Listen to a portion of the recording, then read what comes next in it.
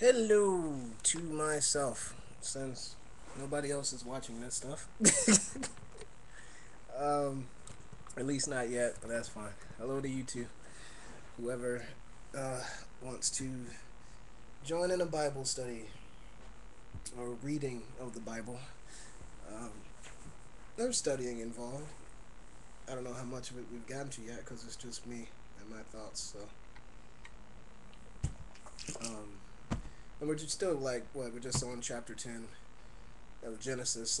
And that being said, um, we've gotten to the lineage part already. 10th chapter of Genesis, and it begins. That lovely um, lineage of who had who and who was whose daddy and all that stuff. Uh, yeah. Anyway, um, um, I saw. I just saw today for the first time that I guess I have 20 hits or so on like the first one, chapter one. So I think people were probably whoever those 20 people who saw it. Um, I mean, heck, probably two of them were myself. I don't know.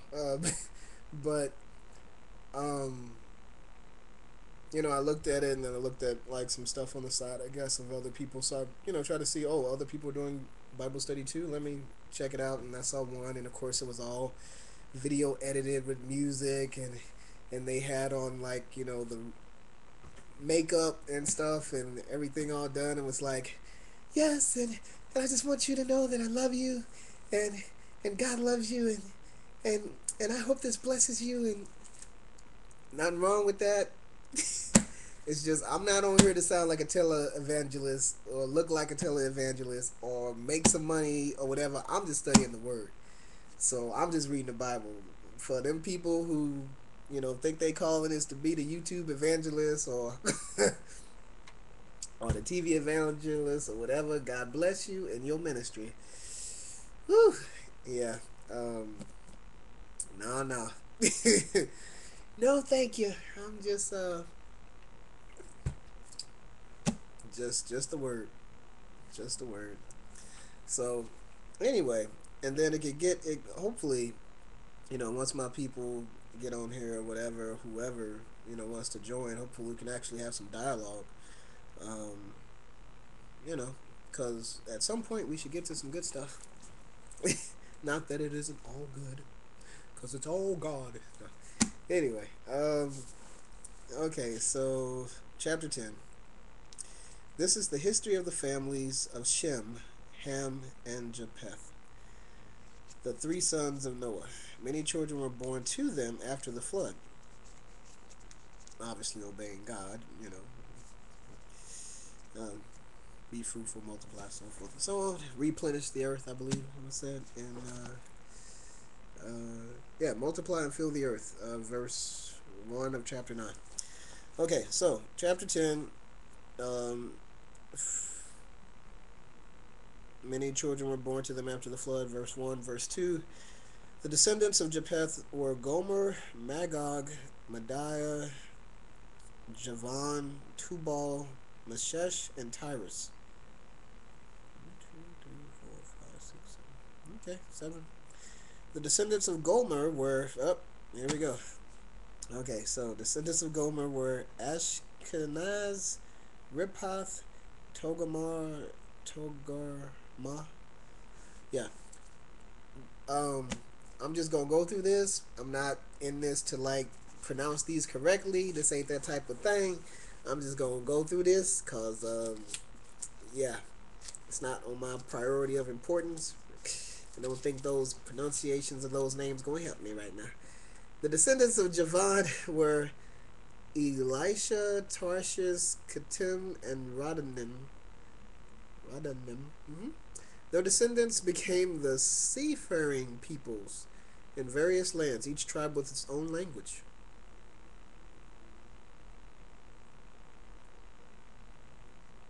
That's the first time I'm seeing that. Now,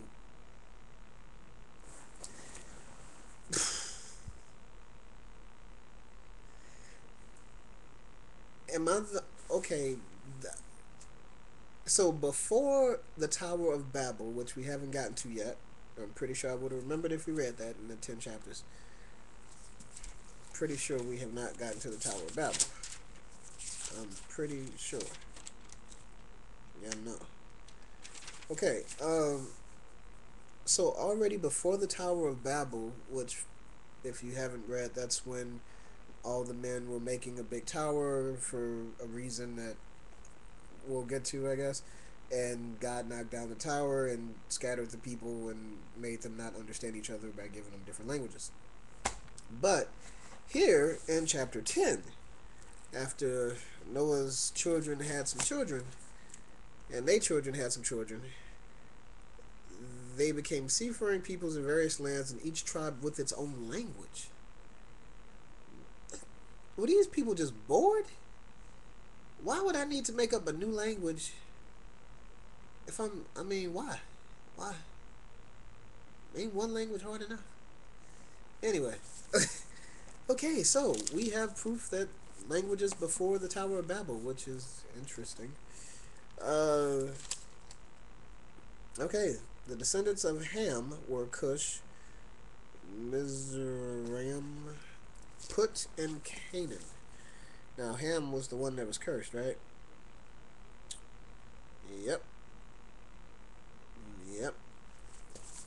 And he did say the people of Canaan, so yeah, so Canaan was one of his sons or whatever.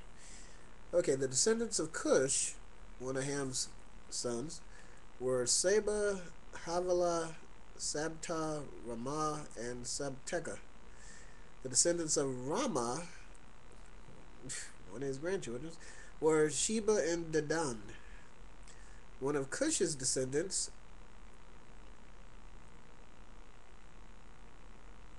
was Nimrod, who became a heroic warrior. The descendants of Cush were Seba, Havilah, Sabta, Ramah, and Sabteka. The descendants of Ramah were Sheba and Dedan. One of Cush's descendants was Nimrod, who became a heroic warrior. So for whatever reason, they wanted to point out Nimrod separate from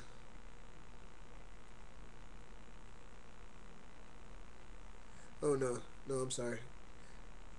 They said the descendants descendants of Ham were Cush, Mizraim, Put, and Canaan. So there's 1, 2, 3, and 4. And then they pointed out Cush. His descendants were Seba, Havilah, Sabta, Ramah, and Sabteka. And then the descendants of one of Cush's descendants, Ramah, were Sheba and Dedan. And then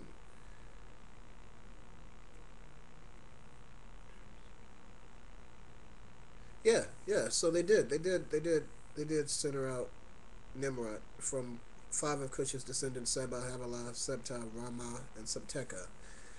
Um, okay, so Nimrod.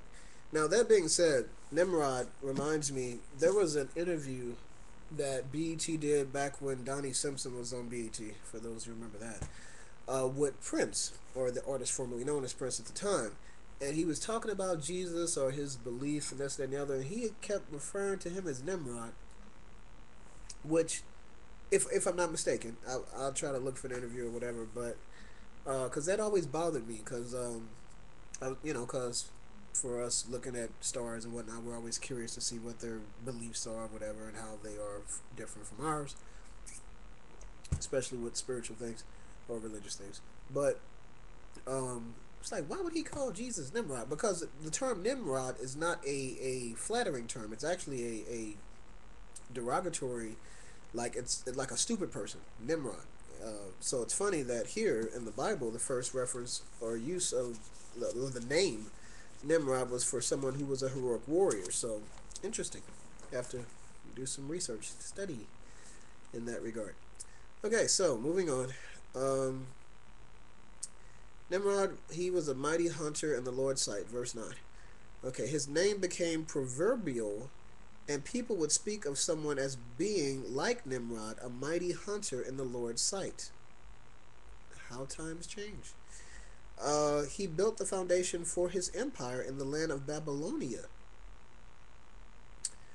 with the cities of Babel. Interesting. Erech, Akkad, and Calneh. So the cities of Babel, Erech, Akkad, and Calneh.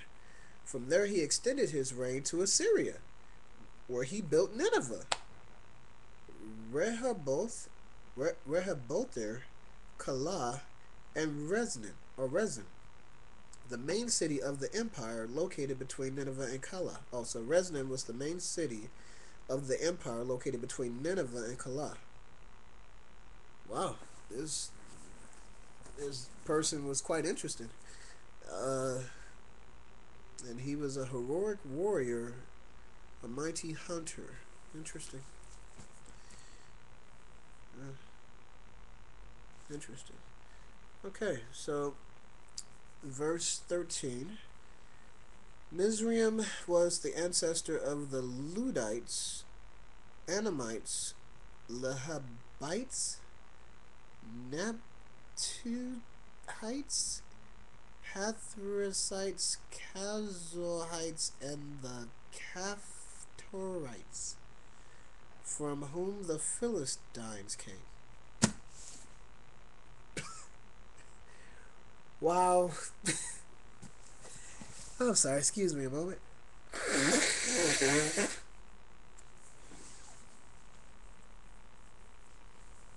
I'm not even going to attempt to try to pronounce those right now again, but to see if I can understand what this is saying.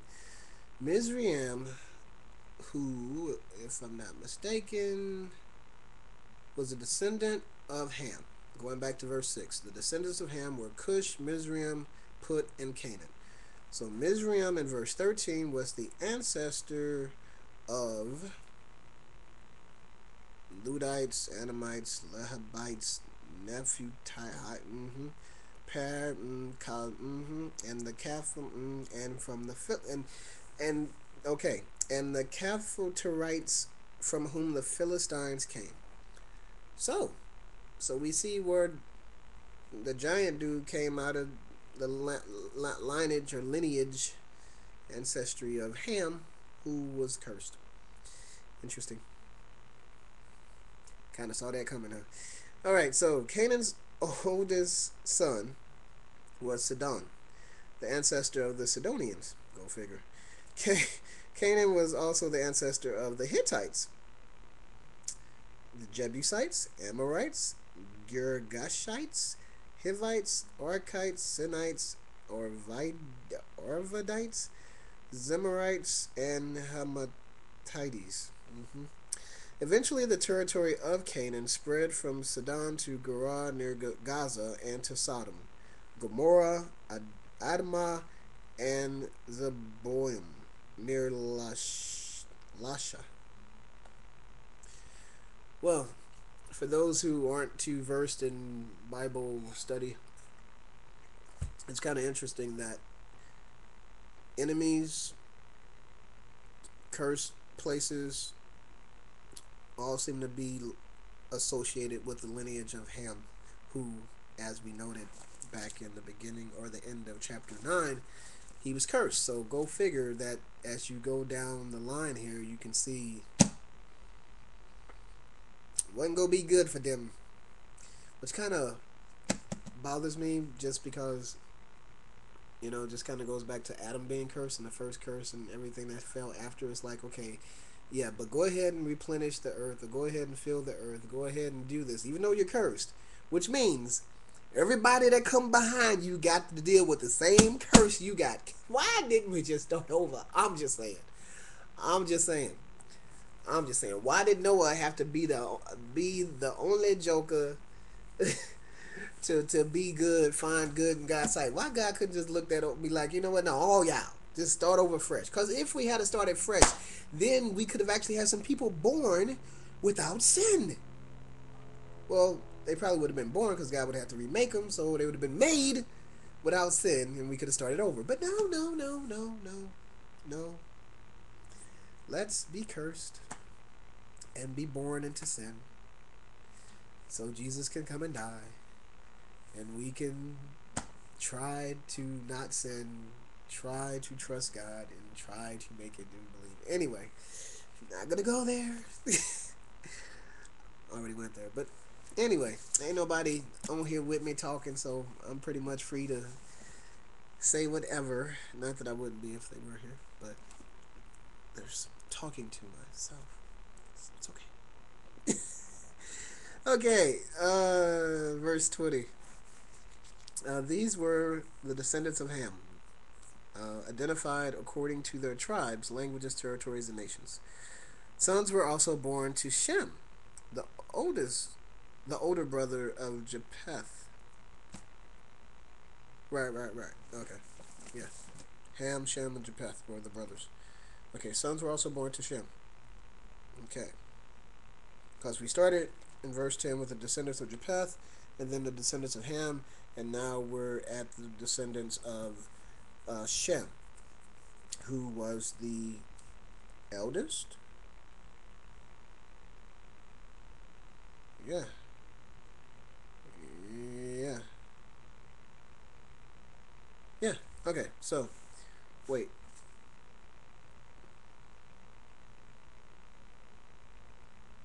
Yeah, Shem. Okay, so the sons were also born. Verse 21. Sons were also born to Shem, the older brother of Japheth. Shem was the ancestor of all the descendants of Eber. The descendants of Shem were Elam, Asher, Arphaxad, Lud, and Aram. The descendants of Aram were Uz, Hul, Gether, and Mash. Arphaxad was father of Shelah, and Shelah was the father of Eber. Eber had two sons.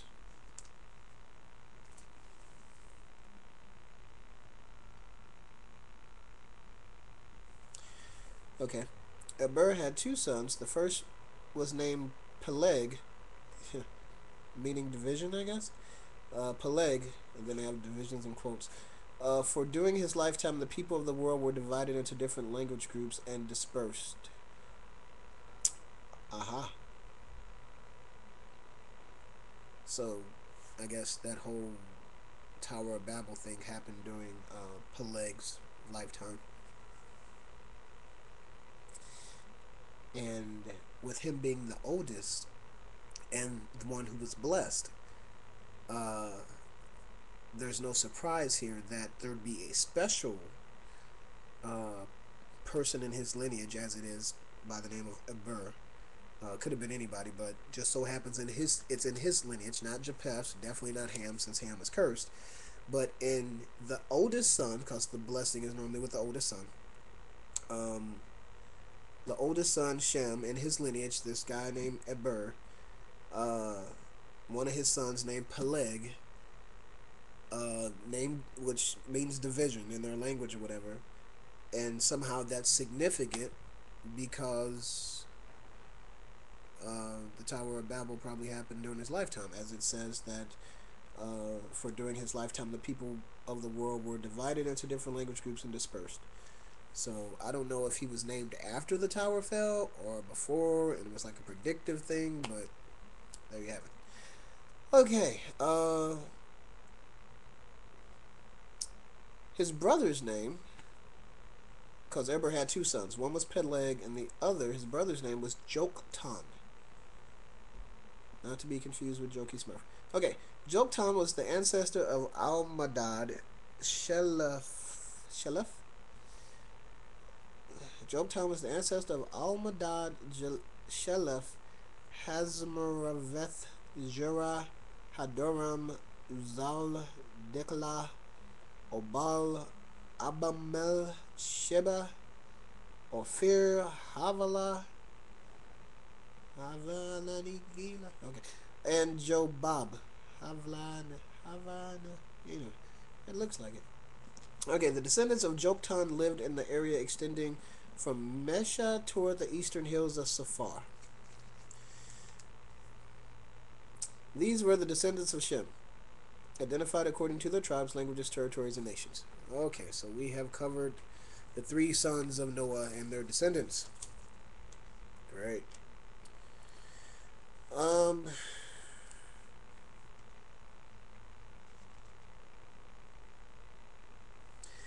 go ahead, I guess, and read this little side thing in here about Noah. It says the story of Noah's life involved not one but two great and tragic floods. The first was a flood of evil. The world had become so bad that there was only one person left who remembered the God of creation, perfection, and love. Noah was the last of God's people. God's interesting. God's people, like, weren't all people. Anyway, okay. So God's response to this flood of evil was a 120-year long last chance. During those years, he had Noah build a large advertisement of what God was going to do. Nothing like a huge boat built on dry land to make a point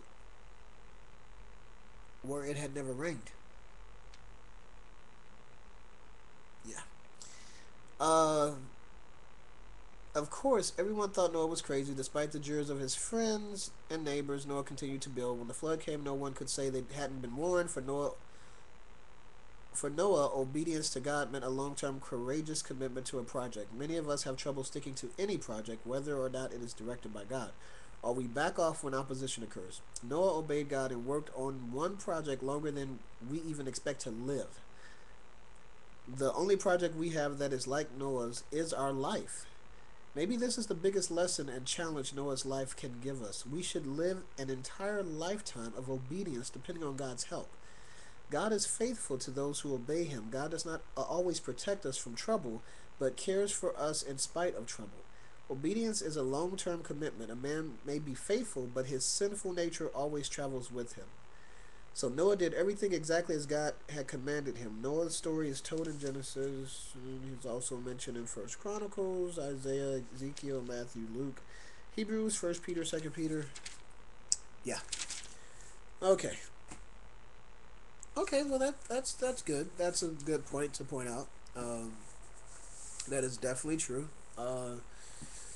Because I don't think I focused much on how long he was building that ship. Um, um, because I'm not sure how long it talked about that or where it talked about it. I know it goes back to chapter 6. Uh,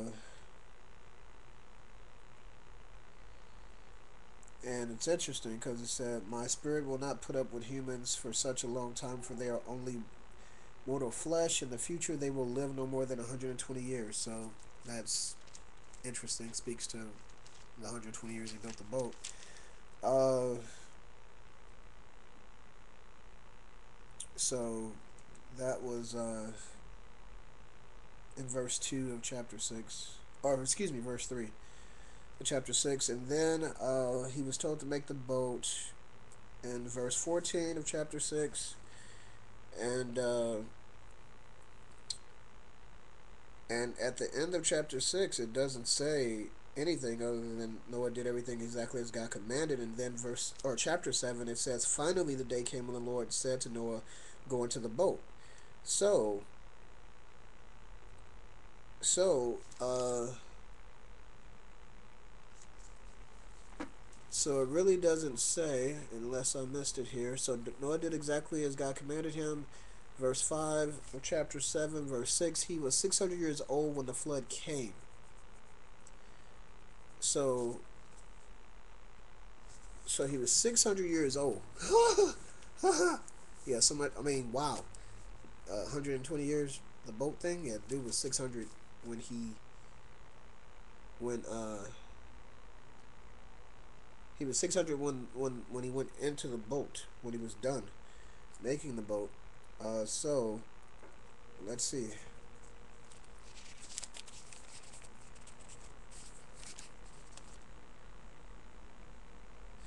No, yeah, it says Noah was 500 years old when he 5 years old. He had three sons.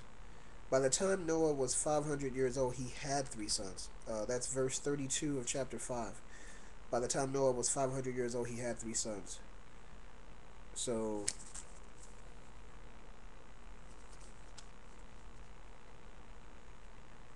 so again, I guess this goes to people who go to seminary or cemetery. Um, I'm sorry, I won't say that. Anyway, people who study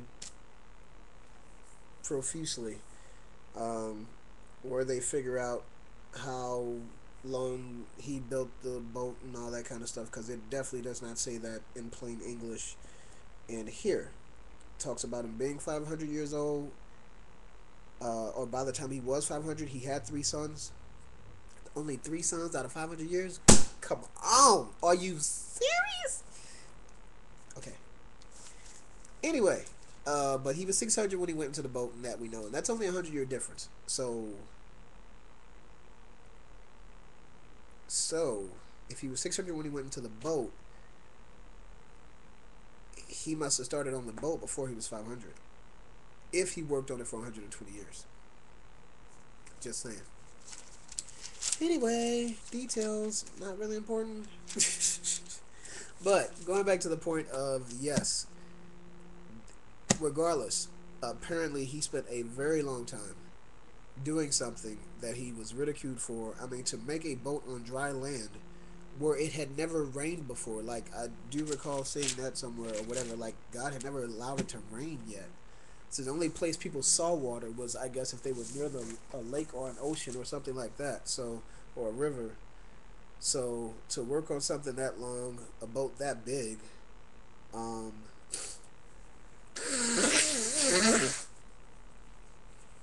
and then to even tell people. I mean, it's one thing to do something that people don't understand. It's another thing to tell them about it. Um, so, and deal with them talking about you. um, anyway, so almost up to a half hour here, so I will take a break. Um, Because actually we're at the end of chapter 10 though. So let me go ahead and finish the end of chapter 10. We ended at verse 31. These were the descendants of Shem, identified according to their tribes, languages, territories, and nations. And then the last verse, these are the families that came from Noah's sons, listed nation by nation according to their lines of descent. The earth was populated with the people of these nations after the flood. And now we can go to chapter 11.